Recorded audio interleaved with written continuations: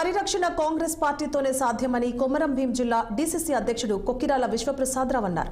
జై బాపు జై భీం జై సంవిధాన్ పాదయాత్రను ఆయన ఆసిఫాబాద్ పట్టణంలో నిర్వహించారు. డాక్టర్ బాబాసాహెబ్ అంబేద్కర్ రాసిన రాజ్యాంగాన్ని మార్చేందుకు బీజేపీ ప్రభుత్వం కుట్ర పన్నుతోందన్నారు.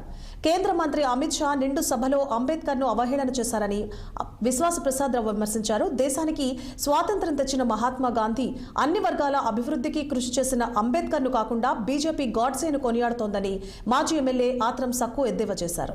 అన్ని వర్గాల అభివృద్ధి కాంగ్రెస్ పార్టీతోనే సాధ్యమని ఆయన అన్నారు.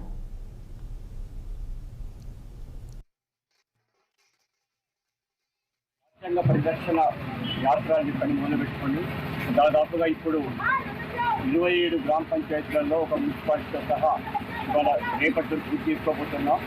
ఆసిఫాబాద్ మండలంలో చాలా దిగ్విజయంగా జరుగుతూ ఉంది. ప్రధానంగా రాజ్యాంగానికి ప్రమాదాన్ని ప్రజలకు వివరిస్తూ వాళ్ళ చూసిన క్రమంలో ఇప్పటికీ స్పందన వస్తుంది. బీజేపీ కుట్రలను ఎండగడుతూ రాజ్యాంగానికి ఏ రకంగా వాళ్ళు అన్యాయం చేయబోతూ చూస్తూ ఉంటే ప్రజలు కూడా సంతోషంగా అందరూ పాల్గొంటూ ఉన్నారు. మరి ఈ దేశంలోని ప్రజలందరూ కూడా స్వాతంత్ర ఫలాలు ఏ రకంగా అందాలనేది డాక్టర్ బిఆర్ అంబేద్కర్ గారు ప్రజలుతున్నారు. మరి ఈరోజు స్వాతంత్రం తీసుకొచ్చేటువంటి గాంధీ గారిని కొనియాడకుండా బీజేపీ ప్రభుత్వం గాంధీ గారిని చంపినటువంటి గాడ్సేని కొలుస్తున్నాడు. మరి దేశవ్యాప్తంగా మనం అందరం కూడా ఆ రోజు చిన్నప్పటి నుంచి మేమందరం నేర్చుకున్నది ఏంటంటే గాంధీజీనే క్యాప్యా దేశకి లియే జాన్ దియా అని మేమందరం కూడా నేర్చుకున్నాం.